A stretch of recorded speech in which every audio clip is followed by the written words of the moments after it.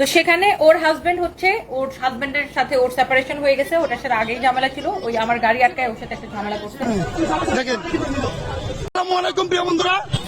তো সেখানে কিছু মানুষ ওটাকে ভিডিও করে মানে উল্টা পাল্টা ক্যাপশন দিয়ে ভিডিও ছাড়ছে যে কি যেন বয়ফ্রেন্ডের সাথে ধরা খাইলো হাজবেন্ডের কাছে,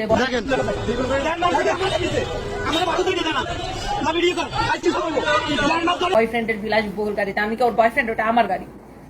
মানে এইগুলো মানুষজন ভিউ ব্যবসায়ীরা এত খারাপ, ওরা জাতা ক্যাপশন দিয়ে ভিডিওটা ছাড়ছে। শাহরিয়ার বৃষ্টি আপু, আপনার এমপ্লয়ি শিলার কি হয়েছে? একটা ভিডিও ভাইরাল হয়েছে দেখলাম। আপু মানে এত বাটপার কিছু মানুষজন, এত ফাজি, এরা ভিডিওর যে ক্যাপশনটা দিচ্ছে যে বয়ফ্রেন্ড নিয়ে ধরা খেলো, এটা একটা মিথ্যা কথা। হ্যাঁ, ওটা হচ্ছিল আমার গাড়ি এন্ড আমার স্টাফকে আমার গাড়ি পিক করছে গুলশান মানে পুলিশ প্লাজার সামনে থেকে। আমরা বসুন্ধরাতে আমাদের একটা নতুন শোরুম খুলছি, জানেন, নতুন শোরুমের ওপেনিং এ যাবে।